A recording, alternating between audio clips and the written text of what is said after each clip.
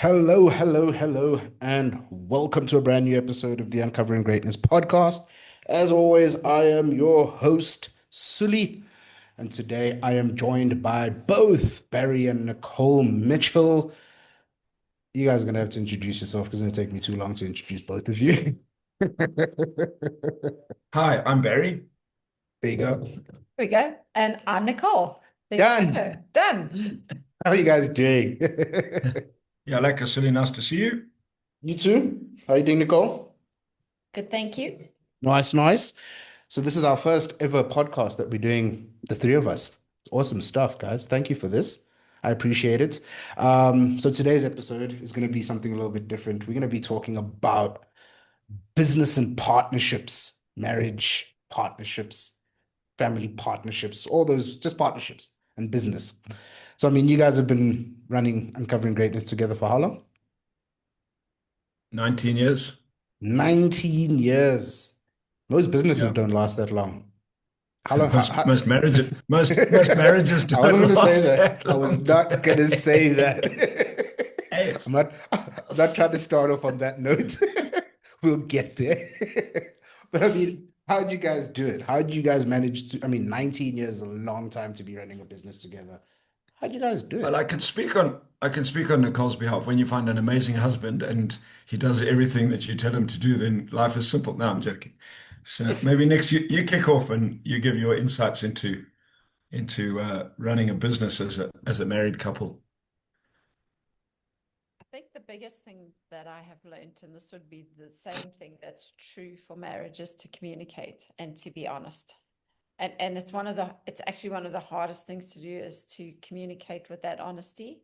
Um, and yeah, has it been easy? No. Have there been many trials and tribulations and ups and downs and roller coasters and things like that? But I think the biggest thing, we've always stayed focused on what is the mission. And then the other thing would be that we have, yeah, I guess, communicated pretty effectively over the years.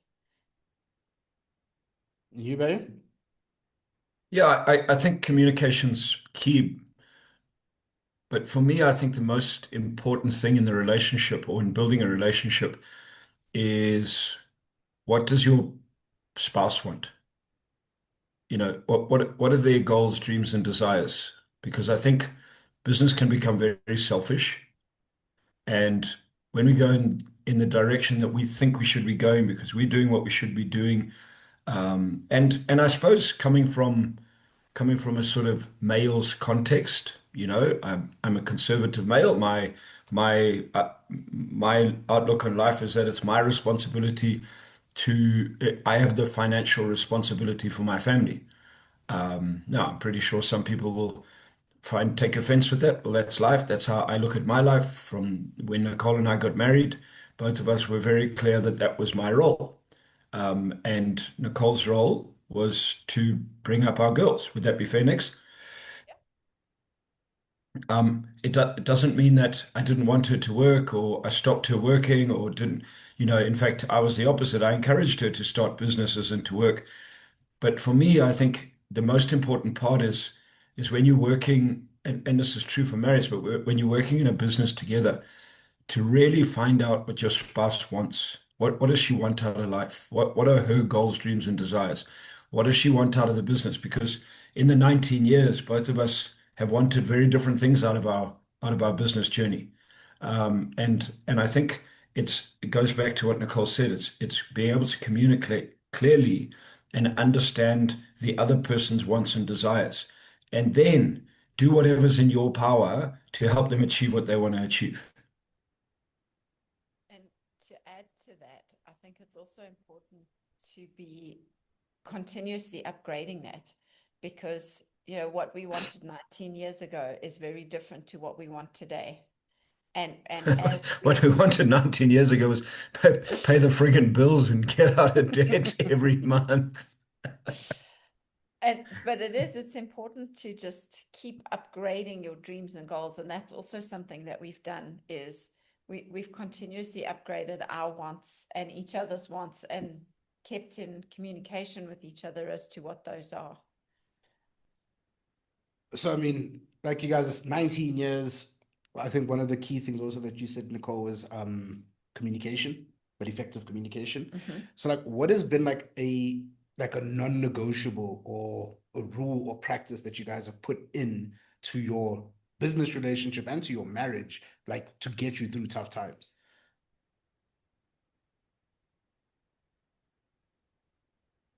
I for me, I think, one of the things, one of the rules that I try play by is that we try not to go to bed on an argument or without sorting something out.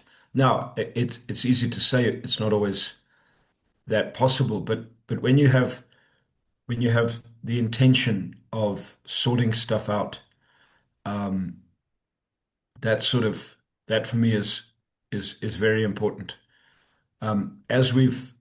As we've grown, I think the other key, if you want, rule that we have is be prepared to listen to what the other person's saying. I think one of my failings over the years has also been, I'm pretty clear being an action orientated person, being a choleric, I'm very clear on my ideas. And that saying, never in doubt, often wrong. But but it's one of the things that I've really had to learn is to I have a great idea in my mind. I think it's a great idea, but I know all great ideas have big holes in them.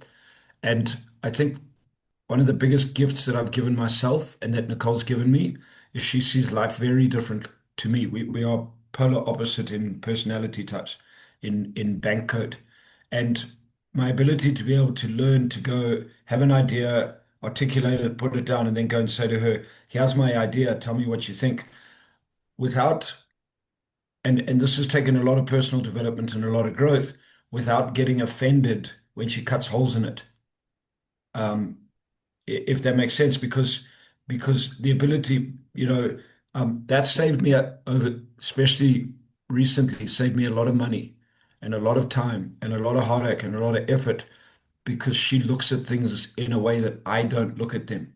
And the ability not to want to be right, but do the right things, if that makes sense. And I think, early on in business, um, and I suppose me having a lot more experience than Nicole in business when we really started, went back into our own businesses again, was I knew more than her. So, when she would push back against something, I would feel as though she wasn't respecting my knowledge.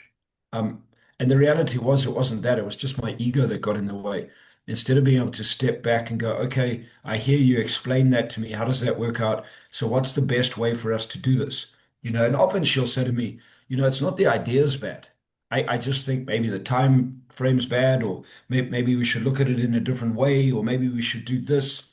And the more I've had the ability to listen, um, the better our relationship has gone in terms of that. And I think it's vice versa as well. At times she's very cautious, and I've had to go, no, I honestly think we need to pull the trigger on this. We need to do this. And I think, Nick, you've learned to trust that in me a lot more than right in the beginning of our relationship, I suppose. Yeah, and I think very much in the beginning, it was very much around you had an idea and I would just let you run with it. And then it got to a point where I found my voice, I could speak up, and then I would speak up about everything and I put brakes on everything. And then over time, I've learned, as with finding my voice, I've also learned it's okay if we disagree. What's the compromise? So it's Yeah. taken a lot of time and personal growth to get to that point. But, in the beginning, I was terrified to say, I don't think that's a good idea, which also cost us a lot of money. And then I learned to use my voice, and then it was like everything was a bad idea, which was the polar opposite. And I think now we're in a place where we can actually have conversations with each other and chat things through and not take offense with each other. and understand it's not personal. It's just we have different viewpoints. And then it's coming up with that compromise. It's like, how do you guys Yeah, and handle? Go ahead. yeah, and I think at times we actually laugh about it. Last week, I was listening to an audio from a guy that's been very very successful in business, and he was talking about what he calls his wife. I think he was saying his wife. He calls her the fire hose, and I was like, I've got one of those. Uh, you know, and I said to Nicole, "You're the fire hose," and if I'd have said that to you 10, 12 years ago, it would have upset her. She just laughed and she's like, "Yeah, I am the fire hose. I do," and her ability to be able to learn about when to turn on the hose and when to hold the hose with caution and that's learning. And I think that if it boils down to, for me, one key thing, both of us are very vested in personal development, very vested in growing ourselves. We both process, we both have a full-time processor that we work with on a consistent basis. So both of us are growing in our own spheres, and we also grow together. We'll challenge each other and talk about things and listen to stuff and read this book and read that. What do you think? Different points of view. And I think that's a very important part. A lot of people grow skill wise, but they don't develop emotionally and spiritually. And I think above all, that's probably the most important thing that we've done. Yeah. And And and I we and mean, we are consistently committed to it. and we've also had different mentors as we've grown to reach certain levels. We kind of have outgrown certain mentors and we've been very deliberate around finding new ones. And so that's also something we've done so that, it also helps to get a different perspective from an outsider who knows what they're doing, understands business, understands where our business is at. And they've been able to, like, sometimes give me a different viewpoint and say, you know, get back in your box or, you know, speak up more or things like that. So yeah, it's been key. I mean, so Yeah, essentially, our business is a personal development business, right? It's what yeah. we do. We help people grow and shift, which is, and I mean, you guys mentioned that it's something that you do. So, like, what do business owners? So, if I want to now start a business with my wife, what are the things I need to do from a personal development perspective to be a better partner? Because I feel like a business partner and a marriage partner, they're two different things, right? They're two different hats. So, how do you juggle that? Well, so that's quite a broad question, I but I, know. I think what comes to mind first up for me is you have to get on the same page of what you want to achieve. So why are you going to do this? Why does Nicole want to do this? Why do I want to do this? Are both of us wanting to do this? And then what are we prepared to do in the doing? Because I think that's one area that I've seen conflict come into our relationship is that I am a quick start person in the Colby analysis. I'm known as what's called quick start. I have an idea. We're going to do something. I'll do it, and you know that, Sully, is that Mhm. I'm what's called quick start. Nicole's not a quick start. So Nicole is very cautious, a lot more cautious than me, a lot more risk averse. I operate from the proviso that when I get going, I'll figure the shit out on the way. Nicole's, in terms of bank, she's a lot more blueprint than I am. She needs to know the A, B, C's, and D's. So what I have learned is that I need to have clarity in what she is going to do over what period of time. Because if I expect her to do what I'm going to do as fast as I'm going to do it, and that's what I'm expecting because I do it, then I get very frustrated. And that's really unfair on her. And the other side, I think, is true, Nix, is that the other side is also true, is if she expects me to dot the I's and cross the T's and do all that sort of stuff, well, I'm not going to do that. And then we're going to create. So it's understanding how each one of us operates. So in your context, you and your wife, how you operate, what you want, and what you are prepared to put in over what period of time, and then hold each other accountable to that, and have open communication without taking offense and getting upset and getting all pissy about it. And I think you can take that into marriage. You can take that into marriage. What do we want this year? Where do we want to go on holiday? For me, it's simple. I always go, I want to go to Mauritius. Great, let's book this week. Nicole's like, uh-uh. Let me do some research on some different places. So I've learned to go, okay, I'll tell you what, I want to go to Mauritius. Do you want to go to Mauritius? Yes, I want to go to Mauritius. Great. I leave it in your hands. You tell me where you would like to stay, what you're going to do, how many days you want to go. But does that make sense? And at the end, we'll end up in Mauritius. You know, so next year, yeah, I mean, that's sort of one of the biggest things for me, Sully, is getting on the same page around what you are both prepared to do to achieve what result. Yeah, and I think for me, one of the things is, and you kind of alluded to this, is also knowing what hat you are wearing and when you are wearing it. Because if I come into the business and I'm wearing my wife hat and I'm, all lovey-dovey, it doesn't work. It's very unprofessional. It just doesn't work. And the same is true at home. If you are wearing your business hat at home and we're sitting around the dinner table and discussing business all the time, it starts to create conflict. So for us, we've had to put some rules in place, like we don't discuss business at the dinner table and things like that. And it's like, okay, especially like during COVID was really tough because everybody was working 24 hours just about. Yeah, there's nowhere to go. But and then to come out of that and then go, okay, we have to be very deliberate. This is family time. So like on weekends, are we businessing or are we familying? And we've had to be very deliberate about certain times to switch off the business stuff. And then also, if we've, especially like on a Monday, you've had a great weekend, you come back, we are now discussing business. We're not discussing what everybody did on the weekend. Yeah. And that is, it has been challenging to know what hat you're wearing and when, but we've had to be deliberate about putting rules in place as, okay, like no business discussions at the dinner table. And and also we've had to be very deliberate around making sure we sit down as a family at the dinner table, because when you're in business together, it's easy to go, oh, we're working at the office late, we're doing this, we're doing that. And it's like, no, this is, these are the things that we do. Um, so it's things like that that have also, they seem sort of insignificant and unrelated, but they create the right setup for us to have a good relationship and good connection. Yeah, I think that's you use a very important word there, and that's setup. And it's something that you often teach in our programs is that an upset comes from poor setup.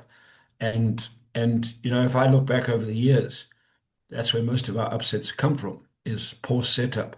So it's really, setting things up properly, because you can go both ways. You can actually, when you should be working at home, for example, and when there are some tight deadlines, uh, if you're not setting it up properly, the tendency maybe is that you'll go do the other things around the house and find stuff to do, and you don't get your business done. So it works both ways, but it's Yeah. really getting that set up right. And I think that's a key component of being able to grow together in business.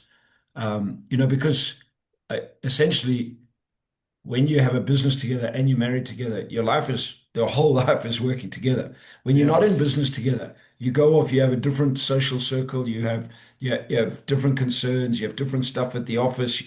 You don't necessarily have to bring it home, and that's the hard part of being in business together. So, I mean, you guys have been doing this business for 19 years and it's been all smooth sailing, right? There's never been any issues. Everything's been great. It's thrived. It hasn't, Yeah, hundreds. I because mean, that's not I mean, possible. I made we made our first million after 3 months. Bought four Just Ferraris. Have been traveling first class ever since then. Because no, of course not. so, I mean, what's been some of the I mean, you can give me like one story, for example, like a really tough time or a decision was made or something happened that was difficult within the marriage and the, well, actually more so in the business. And like, how did you guys get through that? How did you work through it? Oh, I think Nix, maybe you answer first. I'll think of some Yeah, stories as I think uh, there were times when business was really tight, and I mean Barry was traveling a lot, and when there's no money, it's very challenging, and there was a time for I guess it was like 2 or 3 months where we literally had like zero money, and I remember the one day sitting there going, how do I get through this? I'm sitting here on my own. And it was like, okay, I'm going to the supermarket, I'm going to buy groceries, I'm going to put petrol in the car. And, I was very clear around what did we need to do in order to survive versus paying bills. We weren't just paying bills. There was petrol in the car, there was food in the fridge. And, at that point, it was a case of everybody else can wait.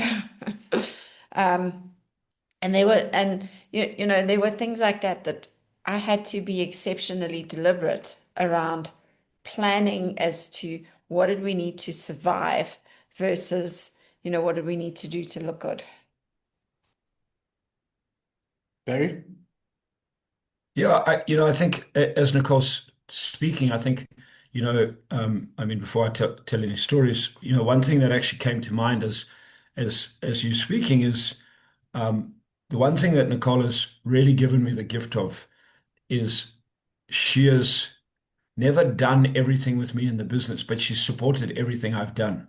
Does that make sense? Mm, I'll say that again. She's never done everything with me in our business, but she has supported everything I've done. So when I've said, and as long as we're in agreement to do it, you know what I mean. It's not like, hey, you know what, I'm going to buy another new Merc just because I feel like a new car. She'll push back on that and ask me if that type of stuff. But yeah. but it's we're gonna buy a franchise. We're going to partnership with with bank, for example. When I did the franchise with sales partners and went to with Blair Singer, Nicole and I discussed it, and she was like, "Okay, great. I feel that it's the right thing. If you think it's the right thing, I'll support you."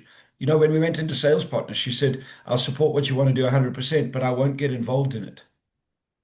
Until she was ready to get involved in it. I was like, that's cool, because as long as I have your support, so when I am training, when I am traveling, I'm not going to get home and you're going to be whinging and whining in my ear about why he's traveling so much and why he doing that. Why? Because I think when you don't have that support, that's a friggin' hard existence. Yeah. Does that make sense? It's a really hard existence because running a business is tough enough it's on its own. And what you actually want is you want a supportive spouse. And this could be both ways. It doesn't have to just be because I'm the husband. In any marriage, it could be the other way around as well.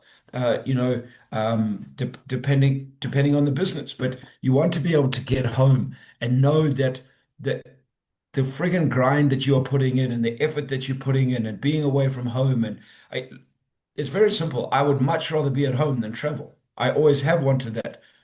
I don't know, in the last 2 years, I average 60 flights a year. Last year I was probably away from home, I would say 50% of the year. Mm, I would much rather be at home, you know? But when someone comes back and it's like, you're not at home enough and you're working this, it's like, whoa, understand where they would rather be versus where they are in order to get the results that they want. And I think that's especially early on in my business journey, that was something that really Nicole gifted me is I may not do everything with you, but I will support you on everything you do. And that is very important. And yeah, I think every major decision, I've made some stupid minor decisions. We've mm. lost a little bit of money here and lost some stuff there, and I get that. But every major decision, I think, and I stand to be corrected, but I think I've always taken it back to Nicole. I've always gone, I'd like to do this. What do you think? we're going to spend a lot of money here. This is where it is. We're going to invest in this. And, without just running ahead on major decisions. Yeah, I think that is one thing that we have always done is when it's come to making big decisions, we've always connected with each other. Mm. But, and to the point that a few years ago, we put a rule in our business, if you're going to spend more than 5,000 Rand, it needs to be discussed with each other. It's a good rule, that. And just so that we're on the same page, we know what each other's doing. And it's a case of, when one person's going off in this direction and the other person's going in a different direction, you're not aware of it. But so for us, it's always, we have been very deliberate around sharing those kind of things and being on the same page. I mean, Yeah, I money think is. that just, Mm. yeah, Go ahead. what comes to mind, and this is very important for me, is that we've also been very clear that we have shared responsibility. And we've never played the blame game. When we've lost money and when we've invested in the wrong things or when something's gone belly up, we've never got lost in, oh, it's your fault and you Mm. shouldn't have done that and you should have listened to me and I'm the right one and if you had have done all that nonsense which actually creates so much unnecessary turmoil instead of Yeah. actually we are where we are, we stuffed up, it was a balls up, let's move forward, let's not blame, let's take responsibility and go to another level. And I think that's a very important part because otherwise you drag all the nonsense with you and you Mm. can't go forward. And it's the one I think it's one key area that we've been very good at in terms of not blaming each other. And it's just like, oh well, it didn't work. Why? Because we all make mistakes, we all stuff up, and especially because when it's a collective decision, it's like and even if it's not a collective decision, if I make a shitty decision, which I've made many, Nicole doesn't keep reminding me, 6 months later in an argument, yeah, but if you didn't buy that inverter, we would have had more money. I You was know, waiting to see who was gonna say it first. I've been waiting. The only reason I wanted to do this episode is to talk about the damn inverter. but So but you that know what I mean, they, and when it comes up, it comes up as a joke, and it comes yeah. up because why? Because I made a decision. I was there, bought a da da da da da, and it was like, it was a bit stupid. I agree that it's stupid, and Nicole was like, that was a stupid decision. Okay, but she doesn't bring it up 6 months later, and I see this a lot of times after, yeah, yeah, yeah, we've gone, but no, we haven't gone, and we get drawn all the way back to friggin'. But I thought we had like, we way past that, and I think some of those type of things are very important. So I mean, as a married couple, right? Well, married and running a business together, the money is, well, one, let me before I get onto that, money is not even just in married couples and business partners, just people in general, people with themselves don't want to talk about money.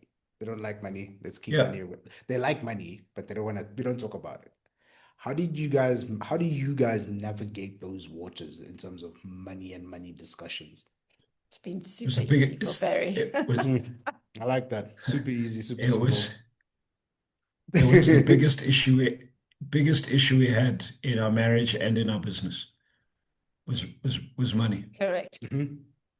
I mean, elaborate. You're just gonna say Well, that. I, So I don't have a problem. I do not have a problem talking about money. I can talk about money. If I lose money, I can make it again. For me, it's and not that I'm laissez-faire or blasé with money, if that makes sense. But I'm just like, shit, if we need to do that, let's find a way to make the money. Let's spend. Let's do this. If it doesn't work, go from there.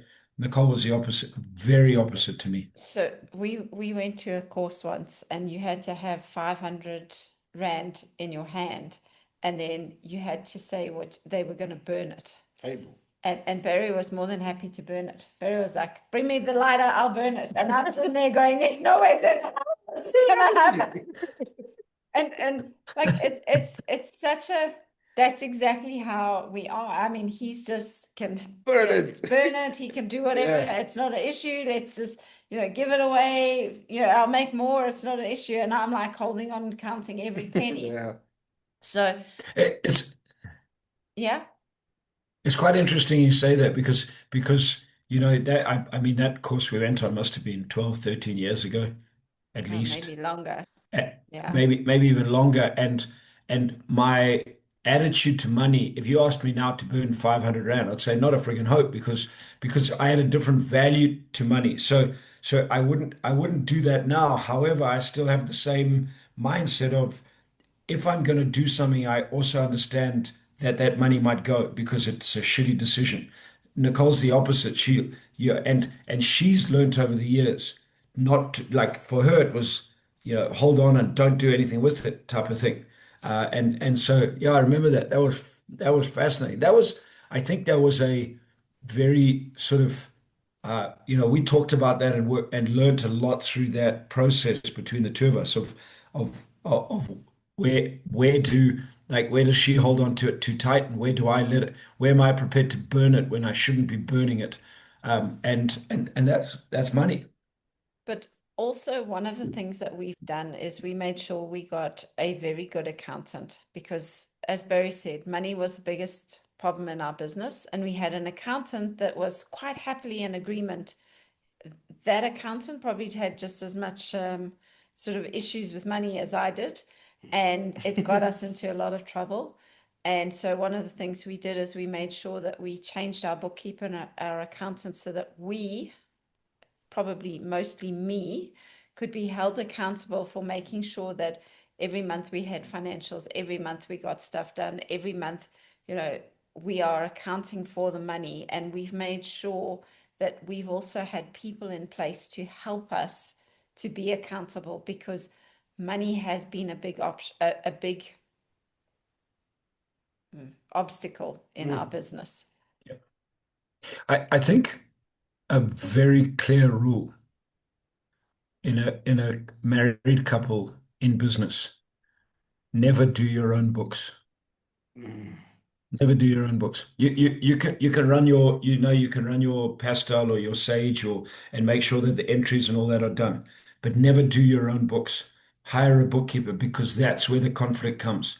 Because it's like, have you done the books? Oh no, I had to go and drop the kids off, and I'm too busy, and I was doing this and I was doing that, and that's where the type of conflict comes, and that's where you get into problems with VAT and all that sort of stuff. And you don't want to bring that conflict into your relationship within your business or in your life. So, Robert Kiyosaki says that the single most important person in your business is your bookkeeper, and never be your own bookkeeper. So you get an external bookkeeper, and then every single month, the two of you sit down with your bookkeeper or with your accountant, and you review your numbers with the accountant, not together, because you can. That's money is a very very quick source of conflict, and so it's really being very practical in terms of how you're going to manage money and what's required.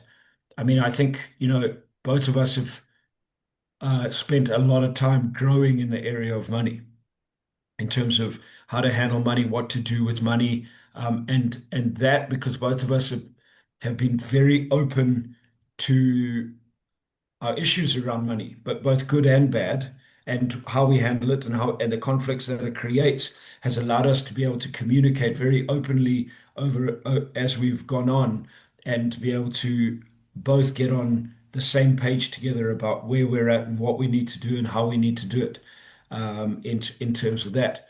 And yeah, I mean, just by the mere fact that you are in business together, you are going to have money problems. And some of those problems are not lack of money.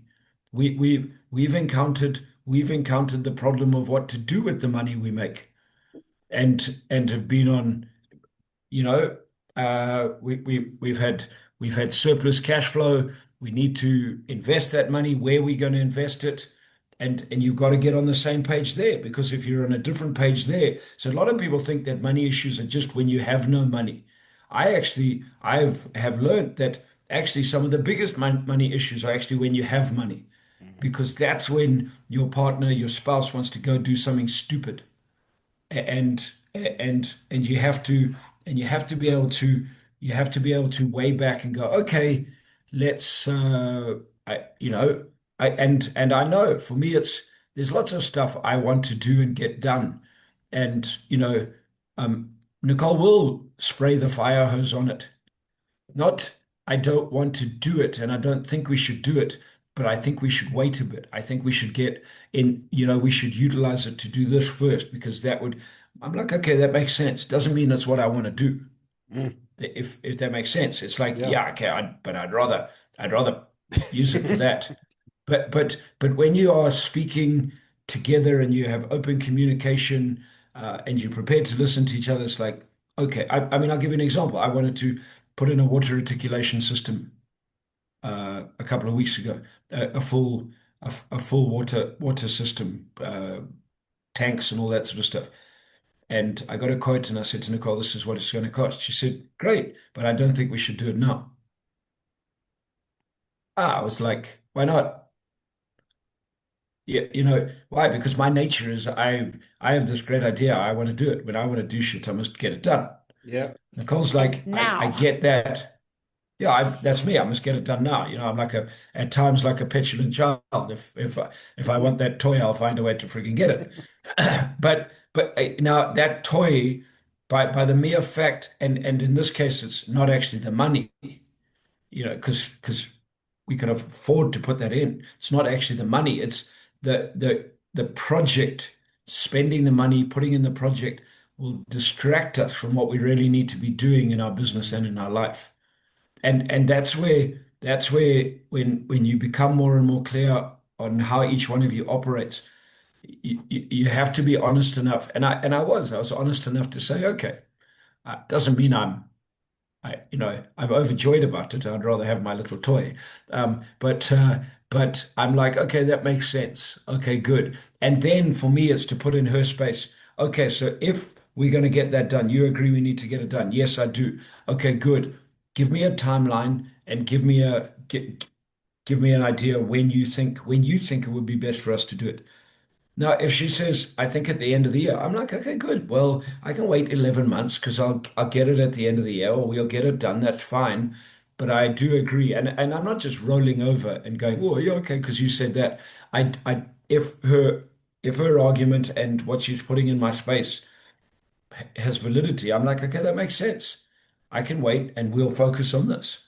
If so I think that's a big thing is not just you got to be open to not getting what you want all the time, not being right all the time. Actually, just focusing on if you are clear between the two of you on what your end goal is, it's much easier to be able to bring each other back in line to say, I get it.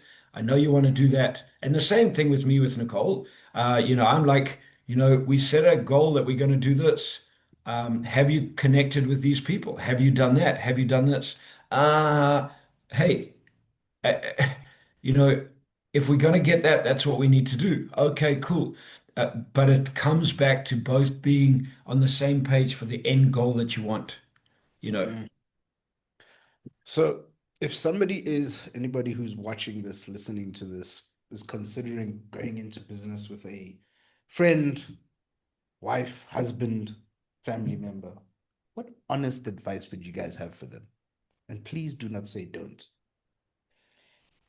so for me, it's you need to make sure that you have the same values. Okay. And that means what is the outcome that you want. And Barry, it is such an important thing is that I have gone into business with partners who have had a similar goal, but it hasn't been the same. Ooh, Okay. it's close enough. It's close enough. And that's where it's like, it's close enough. And my biggest takeaway from that is you have to have the same goal Mm. and you have to have the same values. Because if you don't, it's going to come and bite you in 6 months or a year's time. Yeah. And so for me, one of the biggest things is you have to be clear on your values. And that's where you have to be asking the hard questions. And Barry talks about this is when you employ somebody, you need to be asking them the questions of, if this doesn't work, are you prepared to walk away? Are you prepared to get fired if this doesn't work in the next 3 months? Okay. And it's the same thing in business. You need to be asking those questions. You need to be asking the hard questions up front. If we earn $1 million, what do you want to do with it? Sure. If we lose $1 million, who's going to be responsible for it? What are you going to do? And those are the hard questions you have to be asking, because those things will come at some point. Yeah, I think, Questions. in business, and I see this with business partners, and to answer I would never say don't do it, because as many spousal business partnerships that don't work, there's many that do work, and it's the same in business partnerships. It's so I think somewhere you have to go into partnership with people, because otherwise you just play life all by yourself. But whether you're going into partnership with your best friend, whether you're going into partnership with your spouse, whatever it is, any partnership, you need to be very clear on your context, very clear, as Nicole said, on your values, very clear on your code of honor, on your rules of engagement, on how you're going to play the game, on the outcomes. And you have to ask those questions. When we are successful, how are we going to deal with it? When we are not successful, when we have to put more money in the business, how are we going to do it? You see, what I see with a lot of people is they don't think about those things. They get involved. There's the euphoria of excitement, and this is an amazing opportunity. It is. I get it. It is.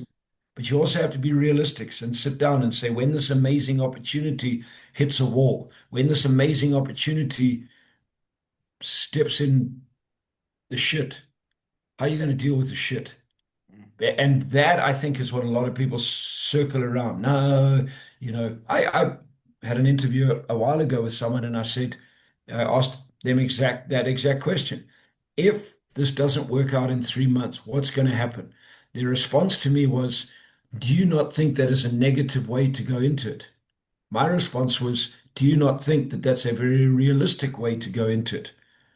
And then they said, oh, but what I'm feeling is that you don't think this is going to work out. And I said, what I'm feeling is that I'm very clear that it can work out, but I've had enough experience to know that what people say they're going to do and what they do and how they do it often end up the other way around. So I'm putting that in your space. I'm also putting in your space that if it succeeds on the other side, you have the up end, you earn commission, you do this, this, and this. So that when we get to whatever we get to, there's no ambiguity. And most people just want to look at the up end. And you've got to look at the down end, because it's the down end that often causes the conflict. And when you're in the up end, like when you are making a lot of money, what are you going to do with that money? How much money is going to go back into the business? Because that's when partnerships break down. In a husband and wife partnership, we made a lot of money this year. I want my house redone. Babe, I don't think we should redo the house. I think what we should actually do is take that money and invest it in some property to create wealth. No, we'll do that next year. I want my house redone. That creates conflict. Whereas right up front, if you go, when we make money, what percentage is going to go back into the business for future growth? What's going to go into investment? What's going to go for personal dividends? Da da da da da. Same with shareholders, same with businesses, and you create the clarity going forward. And how do you find out what creates problems? Go ask other business owners, other partners, other people that have built businesses together as husband and wife, or just partnerships, and say, what problems did you encounter? They will give you a whole friggin' list. And then you sit down and say, when these happen, because generally it's a when, or if these happen, how are we going to deal with them? And then you set a code of honor and a set of rules on how you're going to communicate what you have to do. And now you have the context within which to hold each other together. Then doesn't mean that conflict is not going to come, but you have a way to manage it. And a lot of times there's no way to manage it because people don't focus on the context. In our world, they don't focus on the cup. They focus on all the stuff that's going to go into it. And you know, um, and I've seen it. I've seen it in business where I've been in business with another couple, husband and wife. Oh shit! And their squabbles amongst themselves affected all of us in our business, and it was friggin' horrible, man. But that was why, because I was young and naive, and we're going to build this business and we never actually sat down and put together how are we going to deal with this. And you guys are husband and wife together, but how are we going to manage when we have disagreements because you can gang up against me and all those type of things. We have partner shareholders in Uncovering Greatness. And Nicole and I are very clear, and we've sat down with them, and we are very clear on how we run our business so that, well, No, it's still, yeah, sorry. And keep going. so that so that they so that they don't feel ganged up by us. Does that make sense? So Yep. so I think, yeah, it's very important to get clarity on how you're going to deal with the things when and if they come up. Any final thoughts before we wrap this up? And I've got a great thing to say after this, but any final thoughts? I think the biggest thing is embrace going into partnership with each other because it can be an amazing journey and it can make a huge difference. There's a lot of positives. So I would, yeah, embrace it. Nice. Barry? Yeah, I think from me is it's a journey, and you're going to go through some tough times. You're going to go through some tough times together, and that's what it is. It's together. You are not always going to be on the same page, and that's the beauty of it. Because why would you want to go into with a partner who just agrees with everything you do? I, I, if I was with a partner that agreed with everything I wanted to do, I can tell you we'd have a lot of fun, but we'd often be in the shit. And but does it make sense? But that's the Yeah. truth: is you have to value and understand what your partner brings to the party, Yeah. especially in a marriage business relationship, and work together on growth. And I think the other thing is have fun together. Have Amen. fun together, even in the tough times. Support each other and support what you want for each other, not only what you want for yourself. So my thinking is, I think we should do this once a month. Once a month, we should have this talk, this podcast, this episode, but not when he's in Zoom. In person would be better. But that's just my thought. That's my Uh, thinking. Let's see what the people say, and we'll take it from there. Cool. Yeah. Good Cool. job. Awesome. Awesome. Well, thank you for watching, for listening, for all of that. If you guys have any questions, comments, feedback, if you are currently in a partnership, you're doing business with your spouse or family member or friend or anything like that, hey, let us know how it's going. Let us know if you have any questions, if you'd like some feedback, if you'd like some help and assistance, let us know. And we will talk about it on the next episode of the Uncovering Greatness podcast. We'll see you guys next week. We go back to our normal format.